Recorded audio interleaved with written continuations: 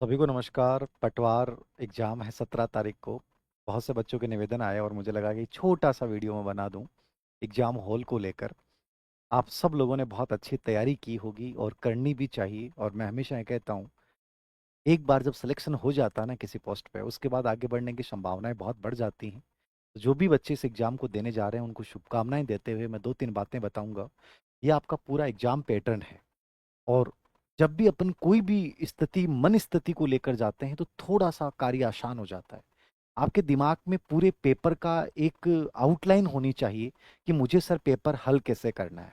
इसको लेकर मैं कुछ बहुत संक्षिप्त बातें बताऊंगा, मेरे अनुभव आधारित, जो शायद आप लोगों में से किन्हीं भी बच्चों के काम आएंगी और वो पेपर में बहुत अच्छा कर पाएंगे, तो मुझे कम से कम बहुत अच्छा लगेगा।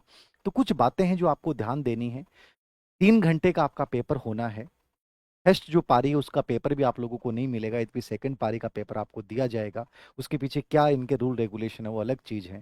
जींस इस बार आप पहन के अलाउ, पहले भी अलाउ नहीं था, इस बार एकदम से मनाही की है। तो कुछ चीजें हैं ये जो बेसिक याद रखनी है। इसके अलावा जो इंपॉर्टेंट चीज ये है कि जब आप पेपर खोलते हैं, क्योंकि ये पेपर एक नॉर्मल पेपर नहीं है, ठीक है, और भर्ती भी कोई नॉर्मल नहीं है, पटवारी एक बहुत अच्छी पोस्ट होती है।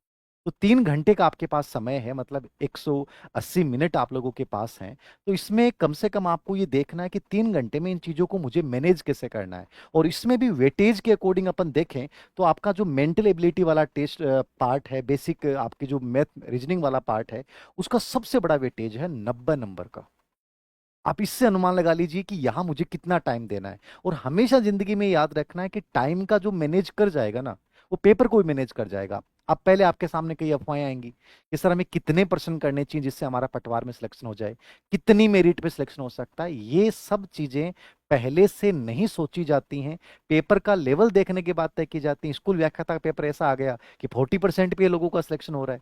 तो आप भी ये मान के चलिए, पेपर का लेवल आने के बाद मुझे तय करना है कि मेरा 80% पे सिलेक्शन होगा, 90 पे होगा, 100 पे होगा, 110 पे होगा। ये पेपर पे डिपेंड करता है। और रिस्क भी जो लेते हैं वो पेपर के अकॉर्डिंग लिया जाता है कि मुझे कितने परसेंट जो नहीं आ रहे, मुझे वहां अनुमान लगाना चाहिए। पेपर बहुत इजी आ गया तो अनुमान लगा लेना चाहिए, पेपर बहुत हार्ड आ गया तो वहां नेगेटिव यानी 1/3 आपके नेगेटिव मार्किंग है। कम से कम प्रयास करना चाहिए कि मैं नेगेटिव मार्किंग के चक्कर में नहीं फंसूं। पेपर हल करने का बेस्ट तरीका यह है कि जैसे आपके सामने पेपर आया, 2 मिनट आप स्कैन कीजिए पूरे पेपर को।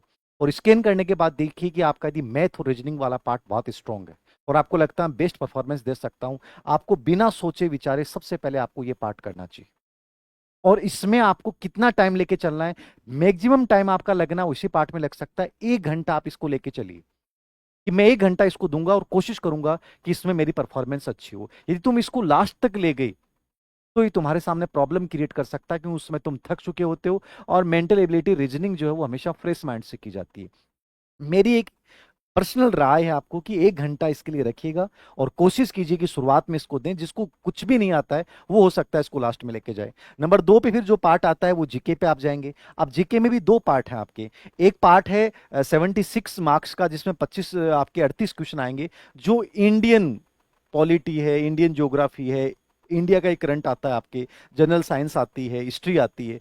अब ये वो पार्ट है, यदि आपने बहुत अच्छे से पढ़ा है, नहीं भी पढ़ा है, प्रश्न पढ़ते ही समझ में आ जाएगा मुझे आंसर आ रहा है कि नहीं आ रहा। पूरे जीके को पार्ट को लेकर मुझे लगता है कि राजस्थान वाले को भी शामिल कर लें, geography, history, culture and polity of Rajasthan. यानी कि ये 38 + 30%, इनको आपको टोटल 1 घंटा मेरे अनुसार देना चाहिए, क्योंकि 1 घंटे में जीके बड़ा आराम से किया जा सकता है। यदि प्रश्न आते हैं, मान लीजिए पॉलिटी के प्रश्न ऐसे खराब आ गए, आपको समझ में नहीं आ रहा, तो छोड़ दो। वहां अटकने की आवश्यकता नहीं है, डरने की आवश्यकता नहीं है, आगे बढ़िए। आपको नहीं आ रहा, दूसरे को भी नहीं आ रहा। जो प्रश्न फटाफट आ रहे हैं, जो आसान है, आपको लग रहा है कि मेरा कॉन्फिडेंस है, उनको पहले टिक कीजिए, उनके गोले भरिए। उसके बाद जब सेकंड राउंड आप करें, तब देख लीजिए आपको लगता है कि मुझे इन प्रश्नों में रिस्क ले लेना चाहिए, लेकिन पहले दौर में आप रिस्क ना लें। फर्स्ट राउंड में आप वही प्रश्न करें जो आपको आ रहे हैं। तो इसको मेरे अनुसार आप 1 घंटा दें। और स्पेशली राजस्थान वाला पार्ट आपने पढ़ रखा है, वहां रिस्क लेने की कोशिश करें।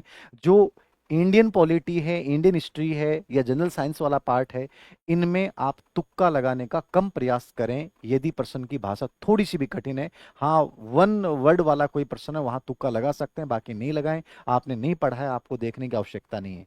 करंट अफेयर्स जो हैं, यदि नॉर्मल आते हैं तो कोई दिक्कत नहीं है। वही कथन कांड वाले, आरपीसी वाले, स्कूल लेक्चर वाले आते हैं तो वहां भी आप अनुमान नहीं लगाएं। और इसमें स्पेशली एग्जाम से 2 महीने पहले का करंट, यानी कि आपका अगस्त में एग्जाम है, तो आप एक कोशिश करें कि मई जून इसको स्पेशली अच्छे से तैयार करना। इन 2 महीनों को मैंने टेलीग्राम पे इनकी एक नेशनल जीके की जो गवर्नमेंट साइट्स की एक फाइल थी, वो स्कूल व्याख्याता टाइम डाली थी, एक बार उनको भी रीड कर लेना, क्योंकि उसमें से प्रश्न आए थे, बाकी गाइडें फेल हो गई थी, तो एक बार उनको रीड कर लीजिएगा। टेलीग्राम चैनल जो हमारा इस पे लिंक डाल रखा है हमने, उसको देख लीजिएगा। बाकी आपके पास जो कंटेंट है उसको फॉलो कीजिएगा।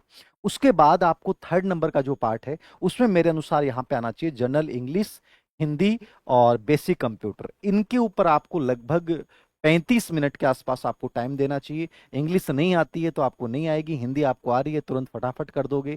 कंप्यूटर का रोल जो है वो 30 नंबर का है, 15% आएंगे। और मैं आपको एक राय और दूंगा उन बच्चों को जिन्होंने इस पार्ट को नहीं पढ़ा है, मात्र 20 से 30 पेज में ये पार्ट आपको नंबर दे के जा सकता है। कंप्यूटर का बहुत ज्यादा कंटेंट नहीं होता, तो नहीं पढ़ा है तो इसको जरूर पढ़ना।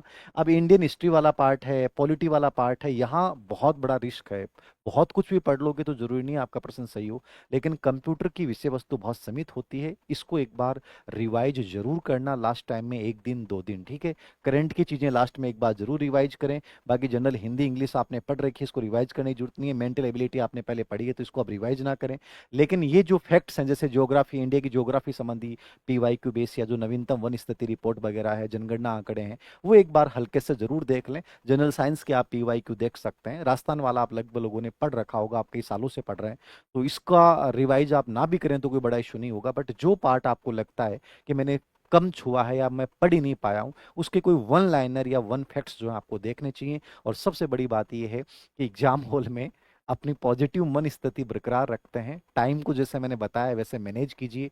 लास्ट 10 से 15 मिनट आपके पास ऐसी होनी चाहिए कि पूरा पेपर करने के बाद आप देख पाएं कि मैंने सही कर लिया है। कुछ ऐसे प्रश्न हो सकते हैं जहां मैं अनुमान लगा दूं, क्या पता सही हो जाए, उनको आप अनुमान लगा सकते हैं। लेकिन पहले से माइंडसेट मत बनाना कि मैं इतनी मेरिट जाएगी। पेपर का लेवल अच्छा तो हो सकता है आपका 70-80 प्रश्नों पे सिलेक्शन हो जाएगा। बहुत इजी आ जाए तो 100 के आसपास प्रश्न करते हैं, आप नेगेटिव मार्किंग नहीं फंसते हैं, तो भी बढ़िया सिचुएशन है। तो मार्केट में कौन क्या कह रहा है सबकी राय मत सुनिए, अपने साथ टाइम बिताइए, रिलैक्स मन से जाइए। आपके सामने और भी भर्तियां हैं, ये मन में लेके जाइए कि नहीं होगा तो कोई बात नहीं, आगे अपन और देंगे। धन्यवाद आप सभी को, शुभकामनाएं।